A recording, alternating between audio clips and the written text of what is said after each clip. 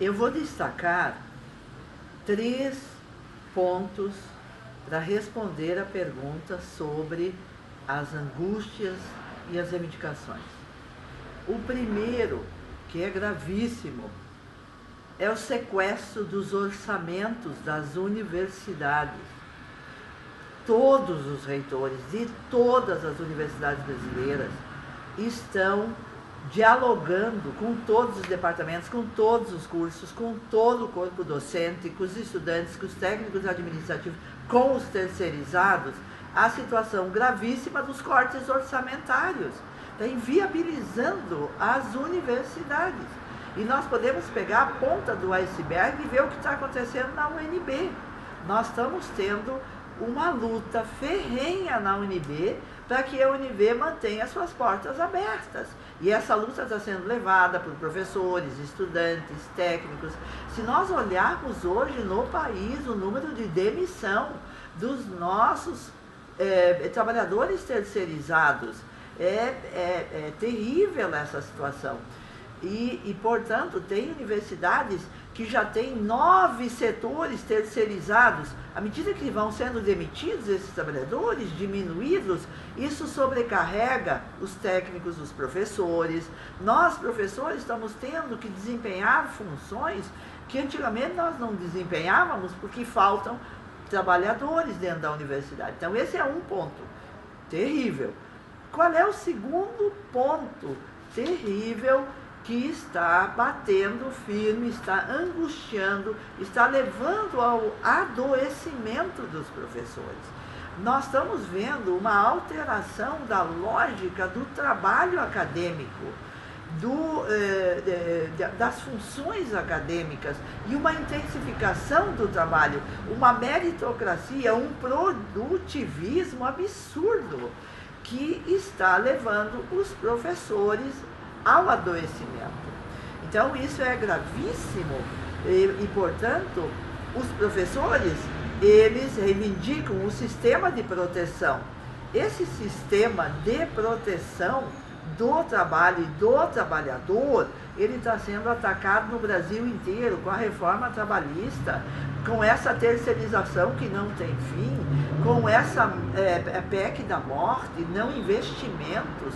Então, isso tudo está causando um estresse muito grande, porque nós estamos vendo destruídas nossas condições de trabalho.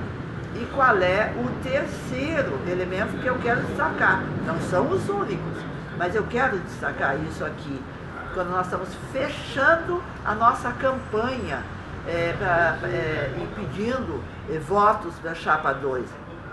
É o fato de que a ciência e a tecnologia, o desenvolvimento do conhecimento científico, ele precisa de condições objetivas.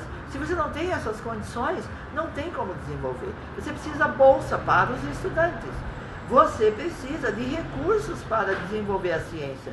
A ciência é uma coisa que não se produz da noite para o dia, são processos de longo alcance. E o que nós estamos vendo agora? A interrupção de pesquisas fundamentais, o que significa que ao interromper as pesquisas, nós não vamos estar gerando conhecimentos novos, não vamos estar inovando, e isso vai contribuir para que o Brasil se torne ainda mais subalterno às grandes potências e um país neocolonial. Portanto, o que nós estamos tratando é da soberania do nosso país. Quando nós estamos defendendo que a continuidade de programas, por exemplo, Ciência Sem Fronteira, quando nós estamos reivindicando o PIBIC, quando nós estamos reivindicando o PIBID, quando nós estamos reivindicando que sejam alteradas no marco regulatório da ciência e tecnologia, tudo aquilo que torna o trabalho docente subalterno à lógica do capital, nós estamos defendendo a nossa nação. Então eu queria destacar esses pontos que eu encontrei no nosso país, dialogando com os professores no nosso país.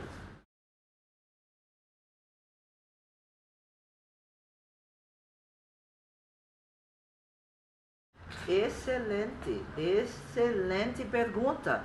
Esse é outro ponto que nós temos encontrado de angústia no país inteiro. No país inteiro. Vocês não imaginam a tragédia que está se abatendo nas universidades com a falta de autonomia da universidade. Essa falta de autonomia começa com o sequestro dos recursos. A Constituição Nacional garante às universidades autonomia financeira. Portanto, nós temos que ter recursos públicos para a educação pública, para a universidade pública, para a ciência pública. Portanto, corta o orçamento, sequestra o orçamento para transferi-lo ao setor rentista, que é isso que está acontecendo. Com isso, você limita a autonomia. Qual é o problema da autonomia didática? Nós, professores da universidade, estamos perdendo completamente a nossa autonomia didática de dizer o que ensinar e como ensinar. O senhor imagina, eu tenho uma relação aqui, que inclusive a Márcia está na executiva da Chapa 2, ajudou a fazer, nós levantamos no país inteiro casos e mais casos e mais casos.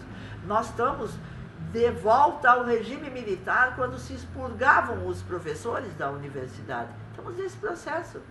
Só para citar um caso. O caso do professor Michel Zaidan, da Federal de Pernambuco. O professor Michel Zaidan criticou o ministro da Educação, Mendonça, que não tinha nada que ser ministro, porque não tem competência para isso. E recebeu críticas, pois esse ministro, ex-ministro agora, entra com um processo de danos morais contra o professor e o professor está tendo que pagar R$10.000. Que moral é esse desse ministro que fica cobrando de um professor R$10.000 porque discordou do que o ministro está fazendo? O ministro pegou e puniu o professor Miguel, porque o professor Miguel se dispôs a discutir um tema atual, verdadeiro, porque é real, está no concreto, que é o golpe, seu aprofundamento e a destruição da democracia brasileira. O que aconteceu com esse professor? Está tendo que responder processo? Se os senhores pegarem os casos, são aterrorizantes. Professor de 88 anos que faz pesquisas a nível internacional, tendo que responder na Polícia Federal sobre suas pesquisas. Então, onde é que nós vamos chegar? Aonde nós vamos chegar? Então, esse é outro ponto fundamental da autonomia.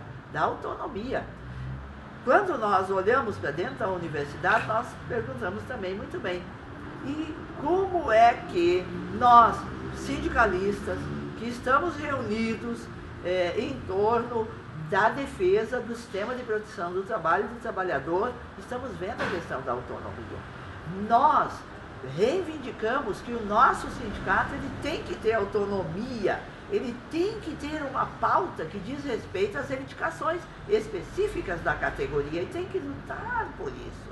Então nós temos pauta local, nós vamos dialogar e negociar com as gestões, com as administrações, vamos negociar sim para arrancar as reivindicações dos governos, agora mais do que nunca, com esse governo golpista, nós vamos enfrentar todo o aparato, esse aparato autoritário, esse entulho autoritário que eles aprovaram nesse último período, depois do golpe.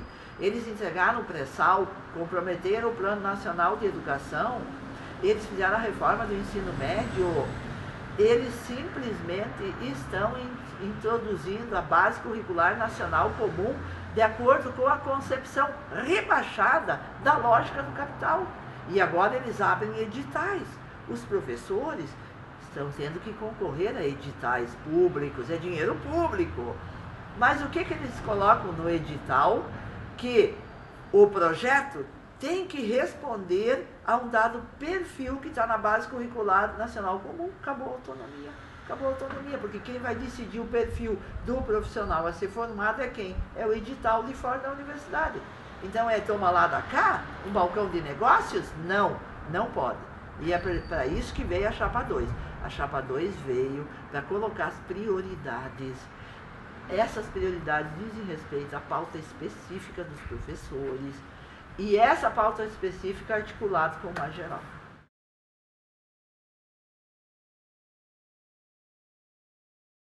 Muito bem. A primeira alternativa é a gente compreender onde está a raiz do problema. A raiz do problema. O que está fazendo hoje com que todos os organismos da classe trabalhadora estão sendo atacados? Tudo que é obstáculo ao capital está sendo atacado. Isso é a nível internacional. A nível internacional. E aqui no Brasil nós estamos vendo esse ataque se dá às centrais sindicais, aos movimentos populares que estão sendo criminalizados, a todos aqueles que defendem o interesse da classe trabalhadora que estão sendo assassinados, líderes comunitários, ambientalistas, sindicalistas, pessoas pertencentes a partido de esquerda. Isso aí, o caso no Rio de Janeiro, o assassinato da vereadora que estarreceu o mundo. Então, o que nós estamos vendo? Um ataque ferrenho. O que nós estamos vendo? Um desmonte, portanto, de tudo aquilo que eleva a capacidade teórica da classe trabalhadora para que ela se organize, para que ela defenda seus organismos de classe. Então você tem, pelos meios de comunicação de massa, um bombardeio para cima da classe trabalhadora. E isso pega os professores universitários, que dizem, eu sou apolítico, eu detesto a política, eu não quero saber nada de política. Então isso tudo é um rebaixamento. Isso vai culminar onde? Com as pessoas cruzando os braços, com as pessoas sendo indiferentes, com as pessoas não se mobilizando, com as pessoas não indo, se inserindo onde elas têm que se inserir. Então é um desafio enorme. E aí o papel de vocês também. É por isso que eu ressalto a imprensa operária, para nós chegarmos à classe trabalhadora, para nós levarmos a situação, para contribuirmos, porque ninguém defende o que não entende. E nesse sentido, portanto, vamos pegar especificamente a questão sindical do sindicato ou os docentes do magistério superior e os docentes do sistema básico, do sistema profissionalizante, técnico e tecnológico. Sabe quantos professores nós temos no movimento docente? 380 mil professores, dos quais 100 mil entraram, mais ou menos, no último período, com a expansão da universidade. São esses professores jovens que estão entrando. O que está acontecendo com esses professores? Eles não estão encontrando no Sindicato Nacional e nos sindicatos locais ressonância das suas reivindicações, das suas aspirações, das suas angústias. O sindicato tem que se voltar para baixo, tem que ir lá, tem que conversar com o professor. Não pode ficar dentro de uma casa esperando que o professor venha para casa. Não, ele tem que ir lá, ele tem que esclarecer, ele tem que mobilizar, ele tem que sensibilizar. Por isso nós temos uma regional, a nossa, está aí o Everton que compõe a nossa regional, e esta regional, ela vai sim articular as lutas locais, ela vai sim se dirigir à base do movimento docente, não só os sindicalizados, para trazer novos para o nosso sindicato, porque a situação é grave. Aqui mesmo, o nosso sindicato da Federal de Santa Maria diminuiu o número de sindicalizados. Como que pode isso se expandiu a universidade? Então, é um trabalho árduo, é um trabalho difícil, é um trabalho que não se faz só. E essa é a nossa tática. Nós vamos construir, sim, um arco de aliança com todos aqueles que querem lutar. Onde tiver dois reunidos dispostos a lutar, lá estaremos nós. Nós, para incentivar, para articular, para mobilizar e para nós sairmos dessa inanição que nós nos encontramos hoje, lamentavelmente.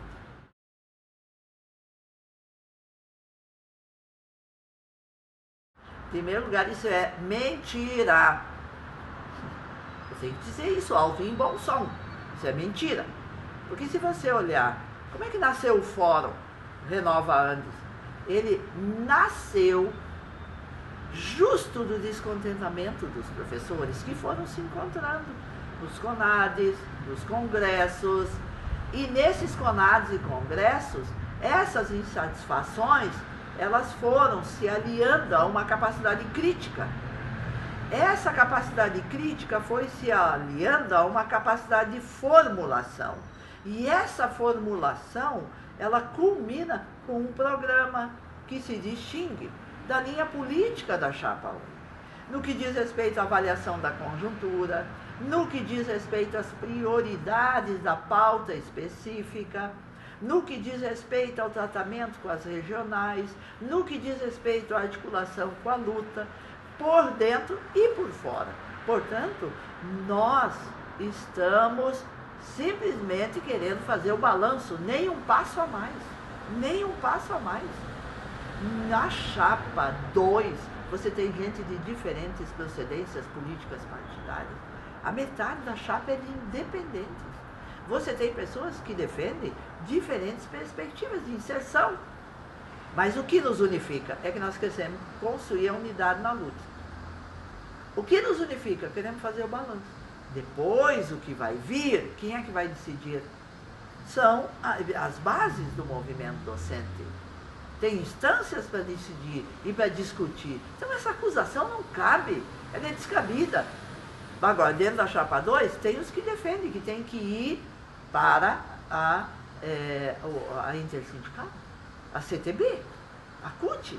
Agora, o que é unânime é que não dá para ficar numa central sindical que não reconhece o golpe, numa central sindical que no momento em que está sendo feita uma injustiça neste país, que é a prisão de um cidadão sem que tenha sido lhe assegurado os direitos constitucionais de ir às últimas instâncias para provar a sua inocência, simplesmente se solta uma nota orientando que ninguém deve participar de comitês, de fóruns, de instâncias e de eventos pela defesa da democracia, pela defesa de Lula. Então, e daí vem com o argumento de que isso é uma posição partidária, que isso é uma posição do PT, que isso é uma posição da CUT. Isso é equívoco, isso é equívoco. Vocês podem pegar os debates onde essa juventude se manifestou, eles estão indignados. Então, meu querido, a questão do passo que nós podemos dar agora, e que eu posso afirmar, olhando nos teus olhos, com toda a sinceridade, é que nós queremos um balanço.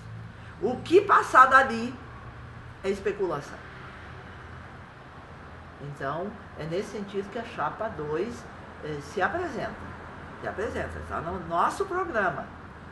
E eu não me atrevo a, enquanto representante, uma veterana com 42 anos de magistério superior, que já foi secretária do Antissindicato Nacional, dar passos para destruir a unidade. Não dou. Eu não vou dar nenhum passo que destrua a unidade. Nós queremos construir a unidade. Queremos construir a unidade com as grandes centrais sindicais. A maior central sindical na América Latina é a CUT. A CUT errou? A CUT, não. Direções da CUT tomaram posições que nós, inclusive, fomos contra. Mas isso não significa que agora nós não vamos nos aliar para construir a unidade para defender a soberania desse país, um projeto de nação, a democracia, para defender um cidadão que está preso injustamente. Não é só ele, são vários, mas ao defendê-lo nós estamos pegando a ponta do iceberg da destruição do Estado de Direito. Então, é nesse sentido que a chapa 2 se apresenta, que a chapa 2 está convocando todos para ir para as urnas. Nós não queremos administrar um sindicato nacional com 13% dos professores dizendo quem deve ou não. Nós queremos mais.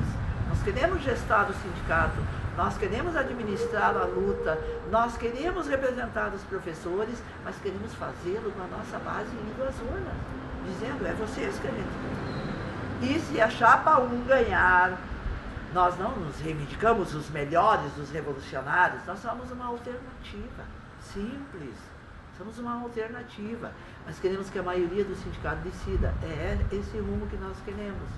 E, nesse sentido, portanto, vamos ter o debate de tarde e vamos fechar com chave de ouro, na minha avaliação, aqui no Rio Grande do Sul, que nós temos 3.500 sindicalizados no Rio Grande do Sul.